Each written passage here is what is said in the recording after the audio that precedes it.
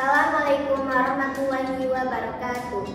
Perkenalkan, saya Al-Fatihah Hayatul Ulia dan rekan saya Di sini kami akan mereview chapter kitab yang berjudul Ushul Fiqih karangan dari Abdullah Rafi'i, Imam Kamaluddin, Imam Awaluddin, dan kawan-kawan.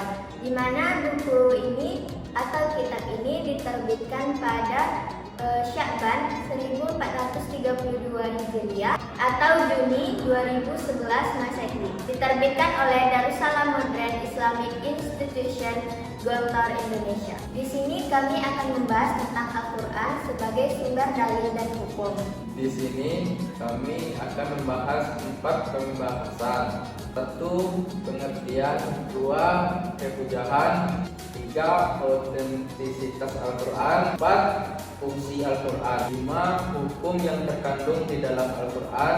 6. Contoh hukum yang terkandung di dalam Al-Quran. Adapun pengertian Al-Quran menurut kitab Ushul Fiqih ini adalah Al-Qur'anu kalamullah al-munzili ala nabiyina Muhammad sallallahu alaihi wasallam bi al-fizihil arabiyati wa ma'ani hatihi ma'ajizu muta'abbadu bitilawatihi al-manqulu ilaina nakla mutawatira. Al-Quran adalah firman Allah yang diturunkan kepada Nabi Muhammad SAW dalam bahasa Arab dalam makna yang sebenarnya yang mukjizat ketika kita membacanya baik melalui tulisan maupun lisan secara dari generasi ke generasi dan selalu terlindung keasliannya sampai sekarang. Apa kehujahan Al-Quran di dalam kitab ini?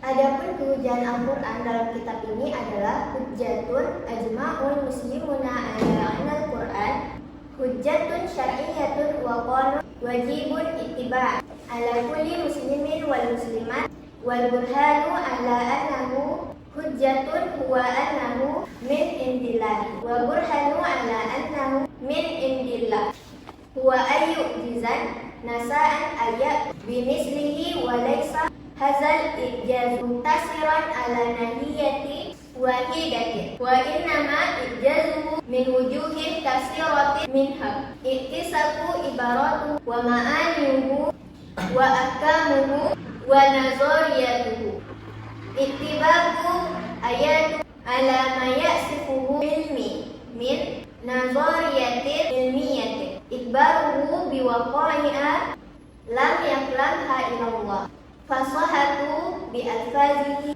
wa bilawatihi wa quwwati tafsirihi. Adapun artinya adalah kehujahan Al-Quran adalah bersepakat orang-orang muslim bahwa Al-Quran ini adalah hujjah yang sah dan wajib diikuti bagi setiap orang muslim dan muslimah. Adapun bukti kehujahan Al-Quran dari Allah Subhanahu wa taala bahwasanya manusia tidak ada satupun orang yang mampu membuat seperti Al-Quran itu.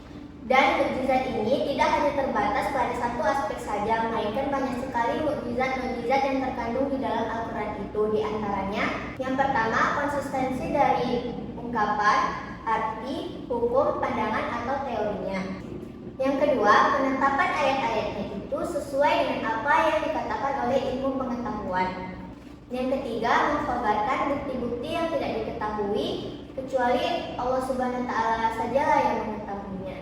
Yang keempat, kefasihan lapas-lapas bicaranya dan kekuatan pengaruhnya. Apa fungsi dan tujuan Al-Quran di dalam kitab Ushul Fiqih ini, Yudis? 1. Sebagai hudan, petunjuk bagi kehidupan umat manusia. 2. Sebagai rahmat atau perlindungan yang diberikan Allah dalam bentuk kasih sayang. Dan kemudian yang ketiga, sebagai furqan, yaitu perbedaan antara yang baik dengan yang buruk, halal dengan yang haram, yang salah dan yang benar. Kemudian yang keempat, sebagai mulhaq, yaitu pengajaran dan pembimbing umat manusia dalam kehidupannya untuk mendapatkan kebahagiaan dunia dan akhirat. Dan yang kelima, sebagai busra, yaitu berita gembira bagi orang yang telah berbuat baik kepada Allah dan sesama manusia. Kemudian yang keenam, sebagai hidayah, yang artinya penjelasan terhadap segala sesuatu yang disampaikan oleh Allah. Kemudian yang ketujuh sebagai sadiq, yaitu pembenar terhadap kitab yang datang sebelumnya. Kemudian yang kedelapan sebagai nur atau cahaya yang akan menerangi kehidupan manusia menuju jalan keselamatan. Kemudian yang ke-9 sebagai tafsir, itu memberikan penjelasan secara rinci sehingga segala sesuatu dapat dilaksanakan sesuai kehendak Allah SWT. 10 yaitu sebagai siba'au sudur, yaitu obat bagi rohani yang sakit. Dan yang terakhir sebagai hakim, yaitu sumber kebijaksanaan. Apa otentisitas Al-Quran di dalam kitab suci ini? Al-Quran adalah sumber hukum Islam yang utama dan sebagai mukjizat atau tanda kenabian Muhammad SAW. Al-Quran adalah terdiri dari 30 juz, 114 surat, 6.236 ayat, 323.115 huruf dan 77.439 kosakata. Al-Quran diturunkan secara berangsur-angsur selama 22 tahun, 22 bulan dan 22 hari atau setara 23 tahun. Al-Quran diturunkan secara dua periode, yaitu periode Makkah atau 12 tahun dan periode Madinah selama 10 tahun. Umat Islam sepakat bahwa Al-Quran autentik, memang benar turun dari Allah, dan semua wahyu yang diterima Nabi Muhammad semuanya telah dimulai di dalam Al-Quran. Antiknya dapat dibuktikan dari kahitan-kahitan para sahabat dalam melakukan dan melihara pengandaannya. Sebelum dibekukan ayat-ayat Al-Quran berada dalam rekaman teliti, para sahabat baik melalui hafalan yang kuat atau melalui tulisan di tempat yang terpisah. Sampaikan banyak orang yang terjamin akhlaknya atau sering disebut periwayatan secara mutawatir. Pembukuan dilakukan dengan teliti, lalu disimpan secara aman di tangan Abu Bakar, lalu pindah ke tangan Umar, lalu pindah ke tangan Hafsah binti Umar atau sering disebut istri Nabi. Terakhir dilakukan penasihat pada masa Khalifah Utsman sehingga naskah autentik yang disebut Mushaf Imam.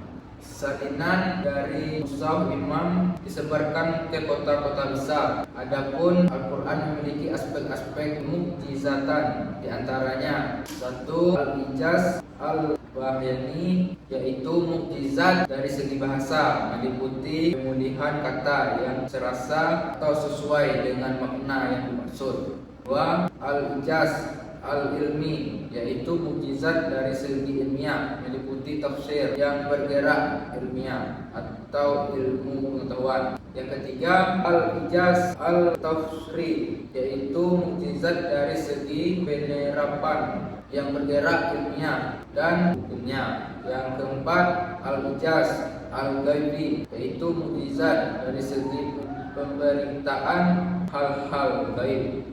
Apa saja macam-macam hukum Al-Quran yang ada di dalam kitab suci ini? Macam-macam hukum Al-Quran yang datang kepada Al-Quran Karim itu ada 3. 1. Hukum i'tiqadiyah adalah yang berkaitan dengan keimanan seseorang yang bertanggung jawab kepada Allah Subhanahu wa taala dan malaikatnya dan kitab-kitabnya dan rasulnya. Kemudian yang terakhir dan hari akhir. 2. Hukum akhlak, yaitu yang tergantung dengan keutamaan yang harus dipenuhi oleh orang mukallaf yang memiliki sifat yang jelek atau yang buruk. Kemudian yang ketiga, hukum amaliyah adalah berkaitan dengan perkataan, perbuatan, kontak dan posisi yang dikeluarkan oleh wajib pajak. Adapun hukum amaliyah di dalam Al-Quran mengatur 2 macam. Di antara yang 2 macam itu mengatur 2 macam itu adalah hukum ibadah. Adalah yang dimaksud hukum ibadah itu adalah untuk mengatur hubungan orang mukalau kepada Allah yang Maha Pencipta. Dan hukum muamalat, yang dimaksud pada hukum muamalat ini adalah untuk mengatur hubungan antara orang mukalau antara lain satu dengan yang lain, yaitu mencukupi hukum-hukum ketentuan pribadi dan hukum jinayat dan hukum perekonomian dan perdata dan hukum internasional dan selain demikian itu. Apa contoh ayat yang mengandung hukum di dalam Al-Quran? Contoh ayatnya yang pertama, hukum i'tiqadiyah dalam Quran surah Al-Baqarah ayat 164 yang berbunyi, wa rusulan qad qasasnahum 'alaika min qablu wa rusulan naqsushum 'alaik wa kallamallahu Musa taklima. Yang artinya, dan ada beberapa rasul yang telah kami ceritakan kepadamu sebelumnya, dan ada beberapa rasul lain yang tidak kami ceritakan kepadamu, dan kepada Musa Allah berfirman langsung. Dan yang kedua, contoh ayat Al-Quran yang mengandung hukum akhlak, Al-Baqarah ayat 152 yang berbunyi, fadhkuruni adzkurukum wazkuruli wala takfurun. Yang artinya, maka ingatlah kepadaku, maka aku pun akan ingat kepadamu, bersyukurlah kepadaku dan janganlah kamu ingkar kepadaku. Dan yang ketiga, ayat Al-Quran yang mengandung hukum amaliyah ada pada Al-Quran surah Al-Baqarah ayat 43 yang berbunyi, wa aqimus sholata wa atuz zakata warka'u ma'ar raki'in. Yang artinya, dan laksanakanlah sholat, tunaikan zakat, dan rukuklah bersama orang-orang yang rukuk. Adapun kesimpulan dari review chapter kitab yang kami lakukan ini adalah yang pertama, pengertian Al-Quran.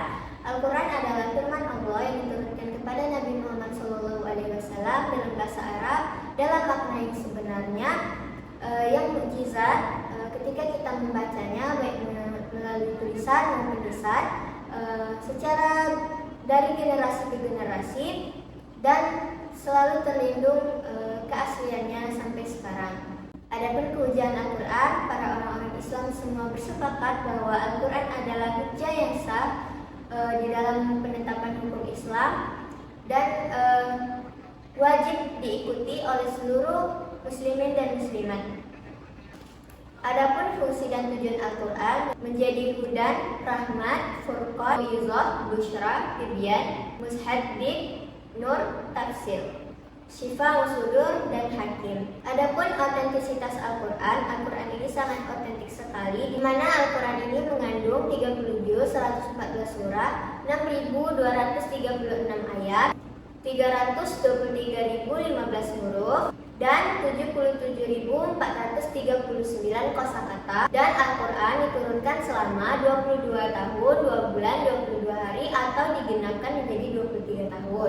Dan Al-Quran juga diturunkan dengan 2 periode, yaitu periode Mekah dan periode Madinah. Macam-macam hukum Al-Quran. 1. Hukum i'tiqadiyah. 2. Hukum akhlak. 3. Hukum amaliyah. Dan hukum terkandung di dalam Al-Quran surah Al-Baqarah ayat 164, Al-Baqarah ayat 152, Al-Baqarah ayat 43. Demikianlah review chapter kitab usul fikih kami mengenai Al-Quran sebagai sumber dan dalil hukum. Apabila terdapat kesalahan, kami mohon maaf. Kami tutup dengan wassalamualaikum